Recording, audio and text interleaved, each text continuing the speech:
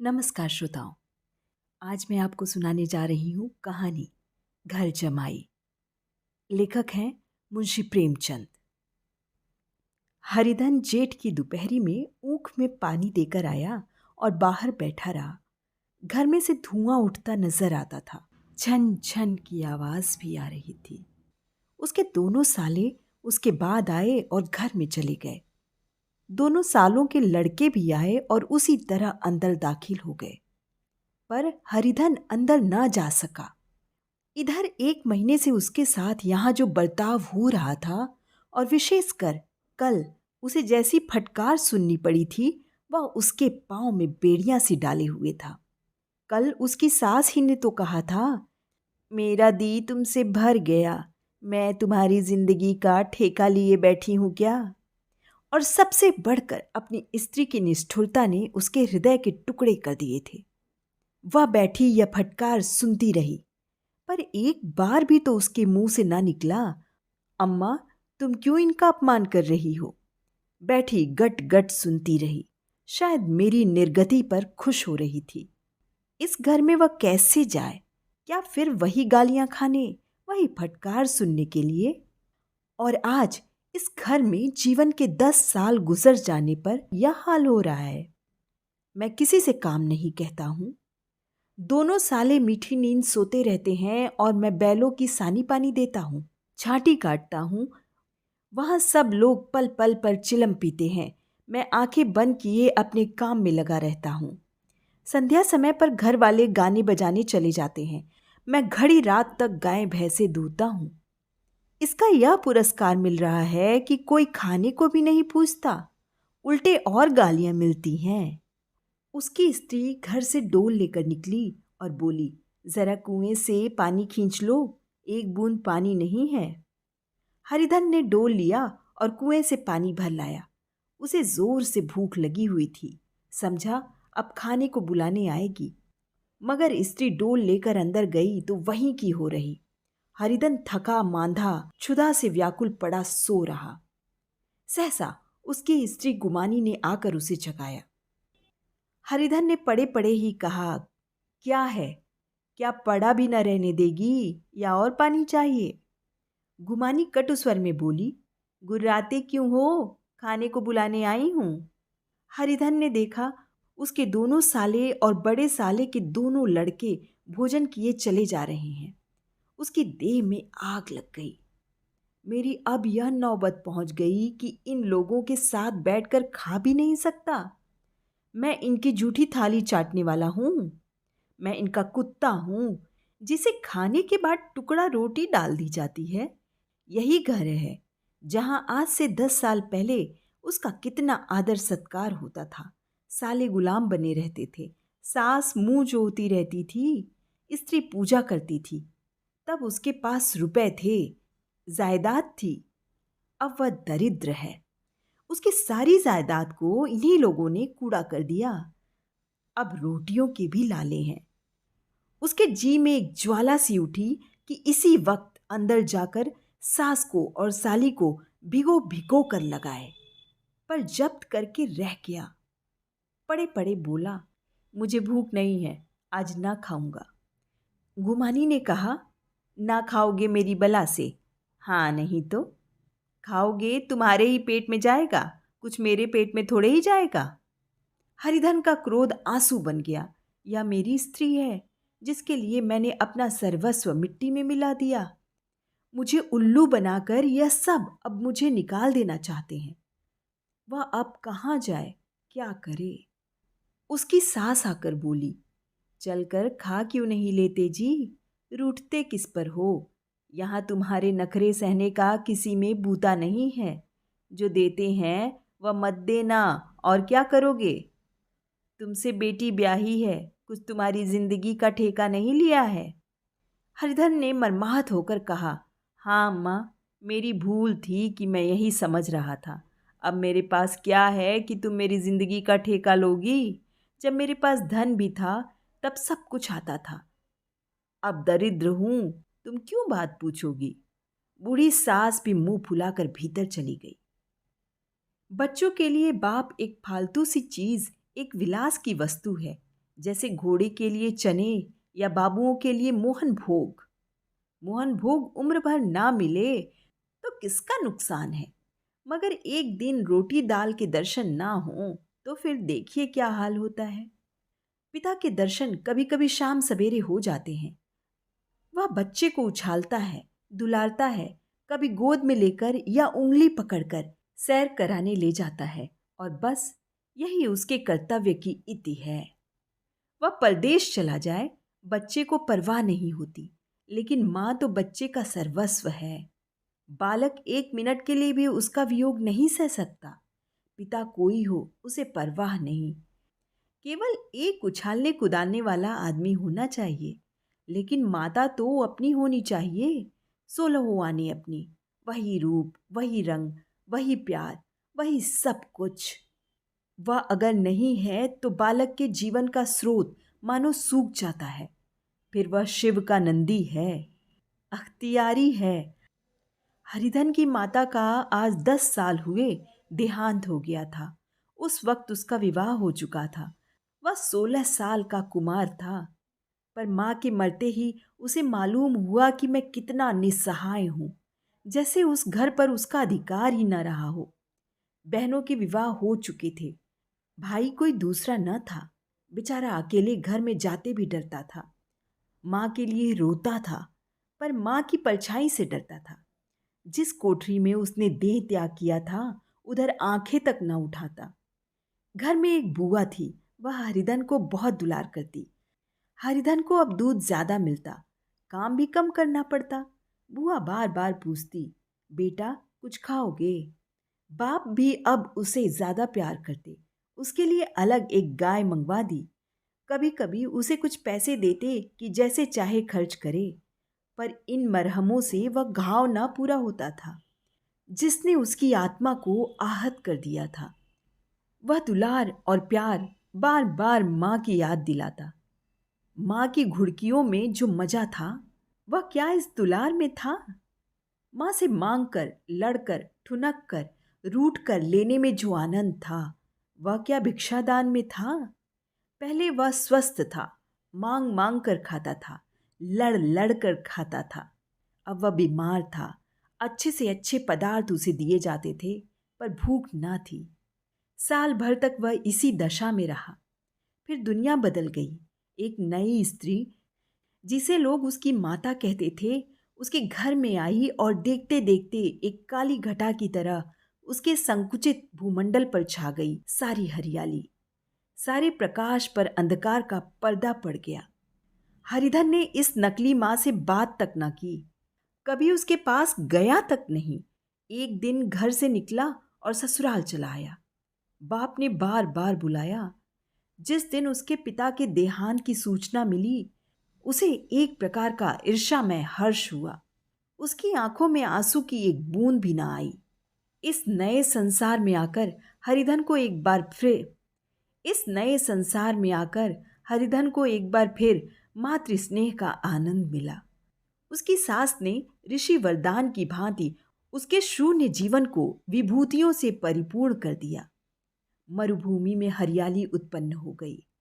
सालियों की चुहल में, सास के स्नेह में, सालों के वाक विलास में और स्त्री के प्रेम में उसके जीवन की सारी आकांक्षाएं पूरी हो गईं। सास कहती, बेटा तुम इस घर को अपना ही समझो, तुम ही मेरी आंखों के तारे हो। वह उससे अपने लड़कों की, बहुओं की शिकायत करती। वह दिल में समझता था, सास जी मुझे अपने बेटों से भी ज्यादा चाहती हैं। बाप के मरते ही वह घर गया और अपने हिस्से की जायदाद को कूड़ा करके रुपयों की थैली लिए फिर आ गया। अब उसका दूना आदर सत्कार होने लगा। उसने अपनी सारी संपत्ति सास के चरणों पर अर्पण करके अपने जीवन को सार्थक कर दिया। अब तक उसे कभी कभी घर की याद आ जाती थी, अब भूल कर भी उसकी याद ना आती, मानो वह उसके जीवन का कोई भीषण कांड था जिसे भूल जाना ही उसके लिए अच्छा था। वह सबसे पहले उठता, सबसे ज्यादा काम करता। उसका मनोयोग, उसका परिश्रम देखकर गांव के लोग दांतों उंगली दबाते थे। उसके ससुर का भाग्य बिखारते जिसे ऐसा दामाद मिल गया। लेकिन ज्यों ज्यों दिन गुजरते गए, उसका मान सम्मान घटता गया। पहले देवता था, फिर घर का आदमी, अंत में घर का दास हो गया। रोटियों में भी बाधा पड़ गई, अब अपमान होने लगा। अगर घर के लोग भूखों मरते और साथ ही उसे भी मरना पड़ता तो उसे जरा भी शिकायत ना होती। लेकिन जब वह देखता और लोग मूंछों पर ताव दे रहे हैं, लेकिन मैं ही दूध की मक्खी बना दिया गया हूं, तो उसके अंतस्तल से एक लंबी ठंडी आह निकल जाती। अभी उसकी उम्र कुछ 25 साल की तो थी। उसकी उम्र इस घर में कैसे गुजरेगी? और तो और उसकी स्त्री ने भी आंखें फेर ली। यह उस विपत्ति का सबसे क्रूर दृश्य था। हरिधन तो उधर भूखा प्यासा चिंता दाह में जल रहा था। इधर घर में सास जी और दोनों सालों में बातें हो रही थी। गुमानी भी हाँ में हाँ मिलाती जाती थी। बड़े साले ने कहा, हम लोगों की बराबरी करते हैं, यह नहीं समझते कि किसी ने उनकी जिंदगी भर का बीड़ा थोड़े ही लिया है। 10 साल हो गए, इतने दिनों में क्या 2-3 हजार ना हड़प गए होंगे?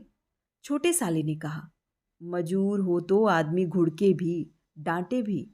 अब इनसे कोई क्या कहे, ना जाने इनसे कभी पिंड छूटेगा भी या नहीं। अपने दिल में समझते होंगे मैंने 2 हजार रुपये नहीं दिए हैं। यह नहीं समझते कि उनके 2 हजार रुपये कब के उड़ चुके हैं। सवा सेर तो 1 जून को चाहिए। सास गंभीर भाव में बोली, बड़ी भारी खुराक है। गुमानी माता के सिर से जूं निकल रही थी। सुलगते हुए हृदय से बोली, निकम्मे आदमी को खाने के सिवा और काम ही क्या रहता है? बड़े, खाने की कोई बात नहीं है।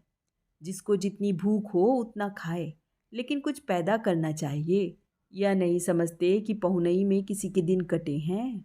छोटे, मैं तो एक दिन कह दूंगा, अब आप अपनी राह लीजिए, आपका कर्जा नहीं खाया है। गुमानी घर वालों की ऐसी ऐसी बातें सुनकर अपने पति से द्वेष करने लगी थी। अगर वह बाहर से 4 पैसे लाता तो इस घर में उसका कितना मान सम्मान होता। वह भी रानी बनकर रहती। ना जाने क्यों कहीं बाहर जाकर कमाते उसकी नानी मरती है। गुमानी की मनोवृत्तियां अभी तक बिल्कुल बालपन की सी थी। उसका अपना कोई घर न था। उसी घर का हित अहित उसके लिए भी प्रधान था। वह भी उन्हीं शब्दों में विचार करती, इस समस्या को उन्हीं आंखों से देखती जैसे उसके घर वाले देखते थे। सच तो है, 2 हजार रुपये में क्या किसी को मोल ले लेंगे? 10 साल में 2 हजार रुपये होते ही क्या हैं? 200 ही तो साल भर के हुए। क्या 2 आदमी साल भर में 200 भी ना खाएंगे?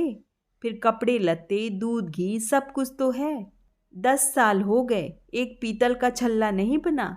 घर से निकलते तो जैसे इनके प्राण निकलते हैं।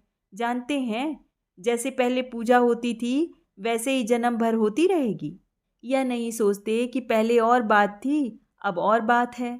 बहू ही पहले ससुराल जाती है तो उसका कितना महात्म होता है। उसके डोली से उतरते ही बाजे बजते हैं। गांव मोहल्ले की औरतें उसका मुंह देखने आती हैं और रुपए देती हैं। महीनों उसे घर भर से अच्छा खाने को मिलता है, अच्छा पहनने को।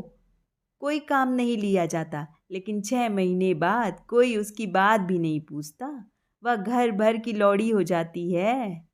उनके घर में मेरी तो वही गति होती, फिर काहे को रोना?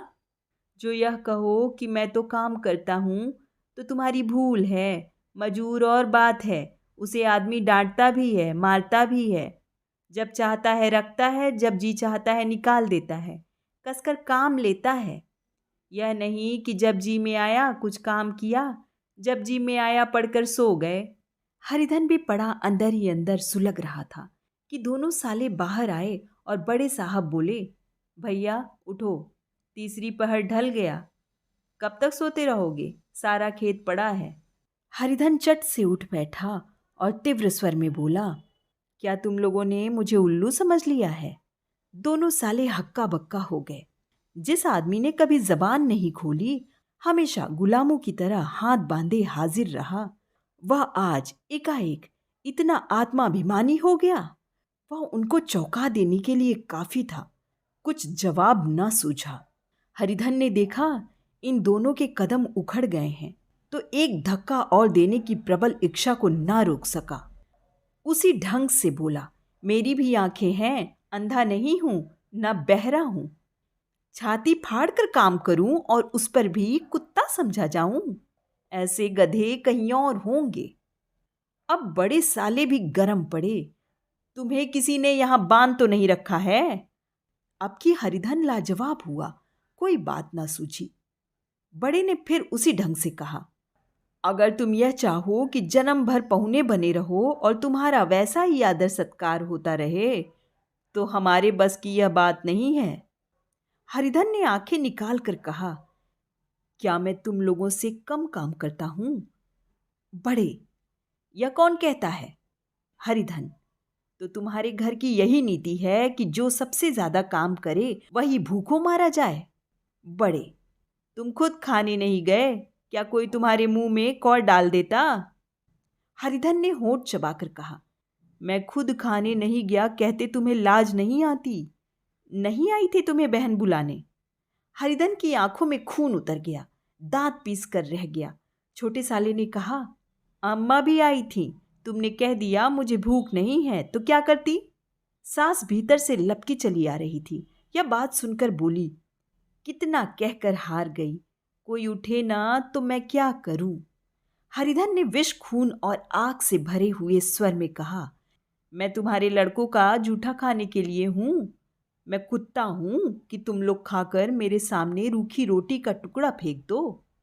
बुढ़िया ने ऐंठ कर कहा, तो क्या तुम लड़कों की बराबरी करोगे? हरिधन परास्त हो गया। बुढ़िया के एक ही वाक्य प्रहार ने उसका काम तमाम कर दिया। उसकी तनी हुई भवें ढीली पड़ गई, आंखों की आग बुझ गई, फड़कते हुए नथने शांत हो गए। किसी आहत मनुष्य की भांति वह जमीन पर गिर पड़ा। क्या तुम मेरे लड़कों की बराबरी करोगे? यह वाक्य एक लंबे भाले की तरह उसके हृदय में चुभता चला जाता था। न हृदय का अंत था, न उस भाले का। सारे घर ने खाया, पर हरिधर न उठा। सास ने मनाया, सालियों ने मनाया, ससुर ने मनाया, दोनों साले मनाकर हार गए। हरिधर न उठा। वहां द्वार पर एक टाट पड़ा था, उसे उठाकर सबसे अलग कुएं पर ले गया और जगत पर बिछाकर पड़ा रहा। रात भीग चुकी थी। अनंत आकाश में उज्जवल तारे बालकों की भांति क्रीड़ा कर रहे थे। कोई नाचता था, कोई उछलता था, कोई हंसता था, कोई आंखें मीच कर फिर खोल देता था।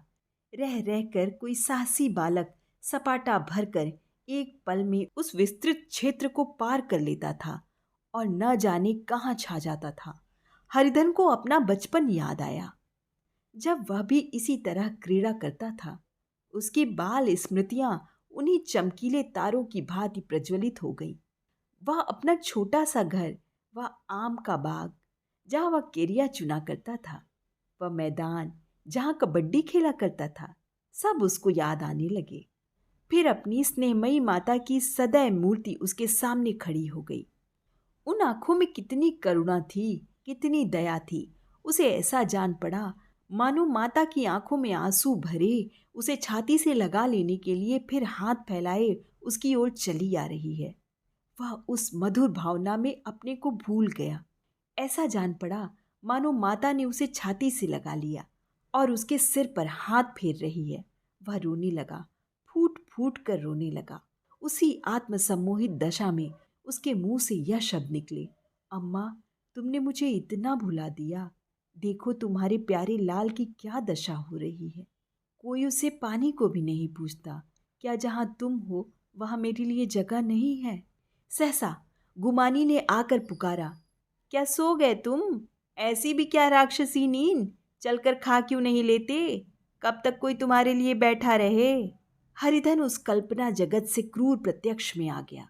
वही कुएं की जगत थी, वही फटा हुआ टाट, और गुमानी सामने खड़ी कह रही थी, कब तक कोई तुम्हारे लिए बैठा रहे? हरिधन उठ बैठा और मानो तलवार म्यान से निकाल कर बोला, भला तुम्हें मेरी सुध तो आई? मैंने कह तो दिया था मुझे भूख नहीं है।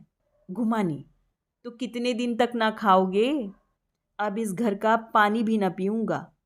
तुझे मेरे साथ चलना है या नहीं?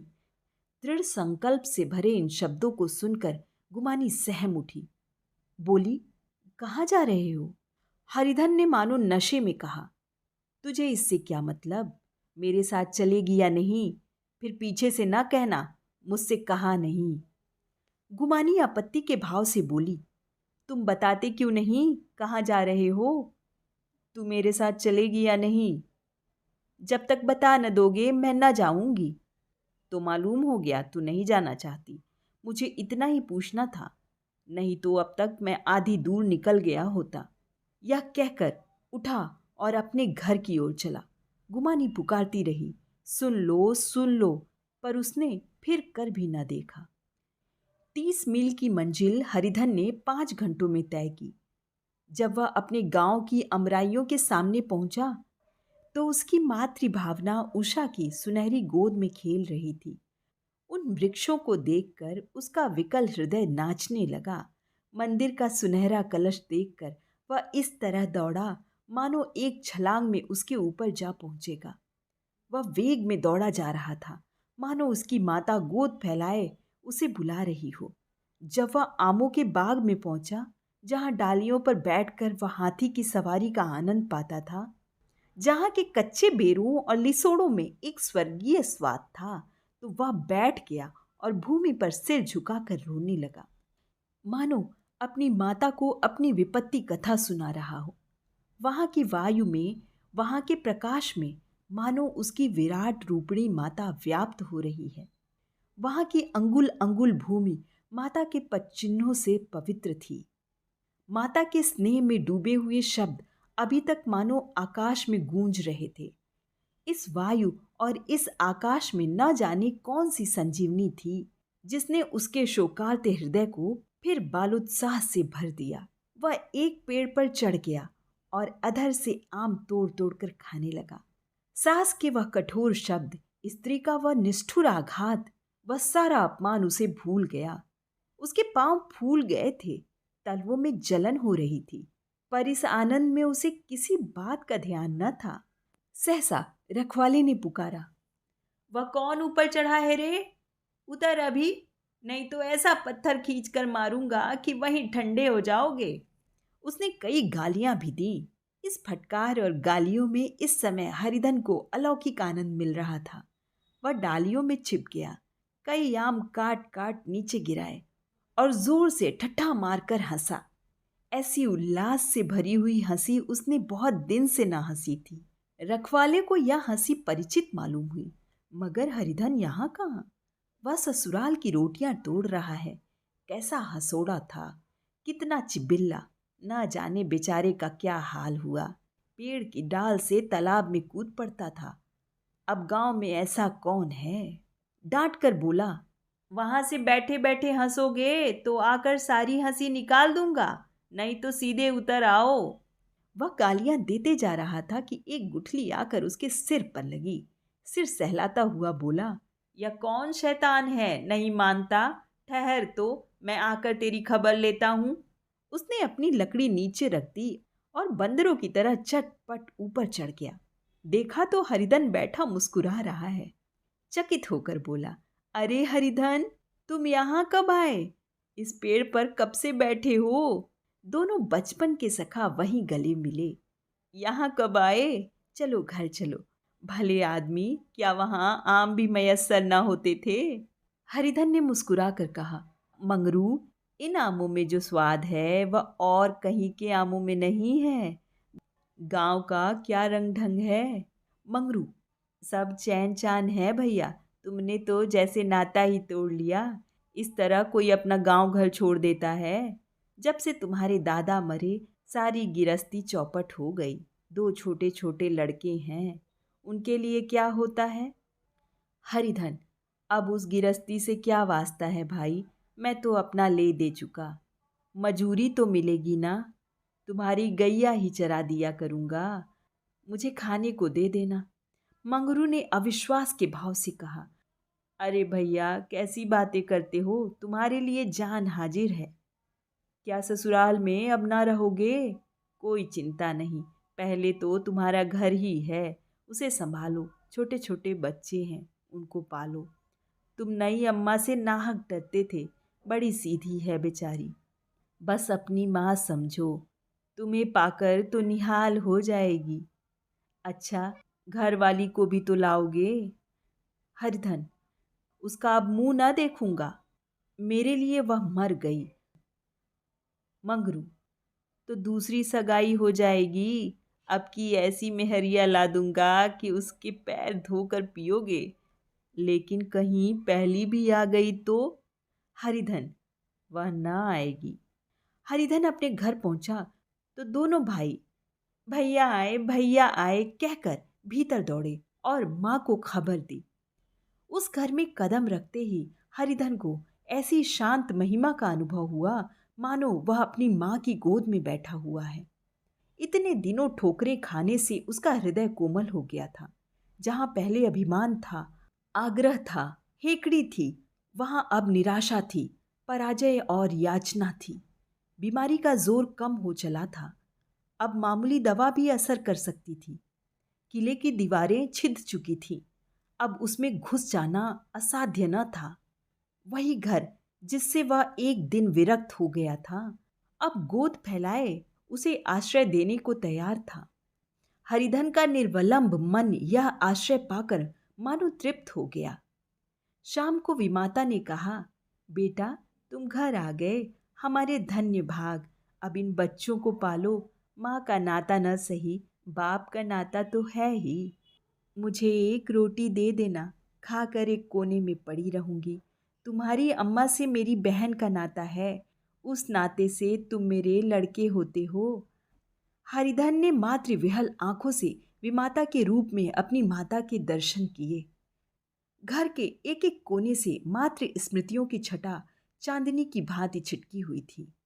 विमाता का प्रौढ़ मुखमंडल भी उसी छटा से रंजित था। दूसरे दिन हरिधन फिर कंधे पर हल रखकर खेत को चला। उसके मुख पर उल्लास था और आंखों में गर्व। वह अब किसी का आश्रित नहीं, आश्रयदाता था। किसी के द्वार का भिक्षुक नहीं, घर का रक्षक था। एक दिन उसने सुना गुमानी ने दूसरा घर कर लिया। माँ से बोला, तुमने सुना काकी, गुमानी ने घर कर लिया? काकी ने कहा, घर क्या कर लेगी, ठट्ठा है। बिरादरी में ऐसा अंधेर। पंचायत नहीं, अदालत तो है। हरिधन ने कहा, नहीं काकी, बहुत अच्छा हुआ। ला, महावीर जी को लड्डू चढ़ाऊं। मैं तो डर रहा था कहीं मेरे गले ना आ पड़े। भगवान ने मेरी सुन ली। मैं वहां से यही ठान कर चला था, अब उसका मुंह ना देखूंगा।